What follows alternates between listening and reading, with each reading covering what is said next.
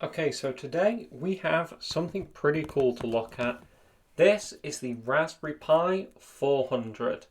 Essentially what this thing is a Raspberry Pi 4 shoved into a keyboard case. Now, this thing has been around for a while, and certainly there are obviously other reviews out there. But I decided that I want to get one for myself because I really miss having a Raspberry Pi and messing around with all the cool operating systems available for it. So I decided to get this. Now, I paid around £120 for this full kit, which as far as I'm aware is a little bit more expensive than when it was first released. But frankly, the Raspberry Pis are still pretty hard to get your hands on, so you probably will pay a little bit more than you would expect. But for what you get, I don't think that's too terrible of a price. So let's go ahead and open this thing up.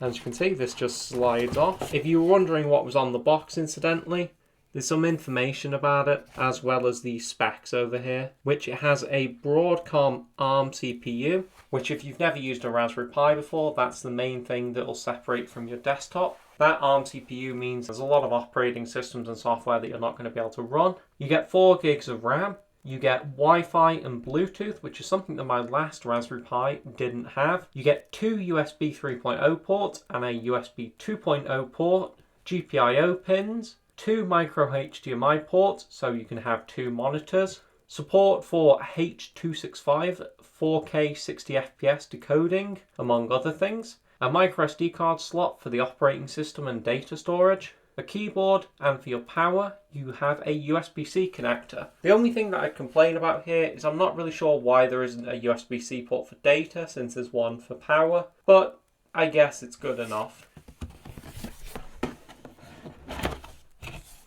And here is the computer itself. If we get it out, move the box to the side, as you can see, this computer is actually pretty tiny. It's a lot heavier than you would think, though it's not a cheap thing by any means, which I quite appreciate. If you want a size comparison, this is an Apple Magic keyboard. As you can see, they are virtually the same size. Of course, the Apple Magic keyboard is quite a bit thinner, but not by a huge margin. Although the Raspberry Pi does get thicker towards the top, that's where all the computer stuff is. I've got to say though, it's very impressive how much they fit in this little computer.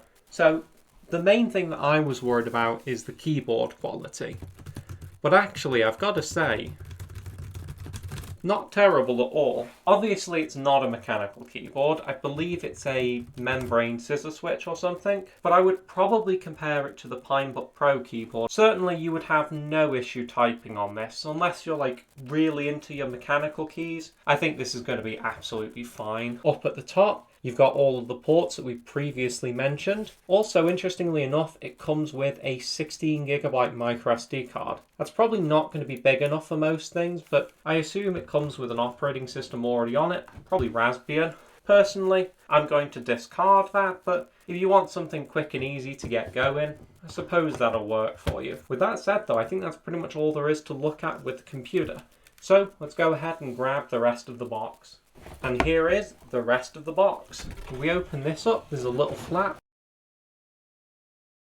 And inside that flap, we have the official USB-C power supply. So let's go ahead and open that up. As you can see, pretty standard USB-C power supply. Raspberry Pi logo on the back. Looks like it's got some decent length to it as well. It's pretty cool. Next, we have the Raspberry Pi official mouse. Let's go ahead and take a look at this thing. For some reason the box is taped, so this is going to take a second to get into. And here is the official Raspberry Pi mouse. As you can see, it's an adorable red and white colour. The Raspberry Pi logo's on it, and it's a USB mouse. I've got to say, not a terrible mouse. I was expecting this to be like really light and cheapy, but it's got a decent weight to it. Feels fairly ergonomic, but I think it would be more comfortable used by a child, and it's got some decent click to it. So I think if you have smaller hands, this is going to be a really good mouse for you. Moving that, we get the last tier of the box. First up, you get a micro HDMI to full-sized HDMI adapter. This is of course to plug the Raspberry Pi into just a standard HDMI monitor or TV. Pretty cool. also has the Raspberry Pi logo on it. You get a micro SD to full-size SD adapter in case you want to connect a micro SD card to your computer, in case you want to install a different operating system or something. And finally, you get, and this is quite interesting, official Raspberry Pi beginner guide. Now, this is useful to you if you've never used Linux before, because of course it walks you through the operating system and whatnot, but it also has a bunch of information about using Scratch, Python, you know, you name it, it's in here. So actually, I think this would be quite a useful book if you wanted to learn the basics of coding or something. Now, this is embarrassing to admit, but I actually don't know how to code, so maybe I'll take a look at this book. That said though, I think that's just about everything that I've got to unbox, so I'll go ahead and plug it all in and see what we get. And there we go. As you can see, I got everything set up. Quite a nice little desktop actually. The only complaint that I have with it is the rubber pads at the bottom don't really do a lot, so the computer has a tendency to move, but maybe there's some way to sort that out. I've also connected it to my monitor. And no, it's not that this thing is only capable of outputting in black and white, I just happen to have an e-ink monitor, which, by the way, I was able to get working perfectly with the Raspberry Pi thanks to an open source program. Very cool. So, I'm going to have a mess around with this thing over the next few days. But anyway, I thank you for watching, and I will see you in the next video.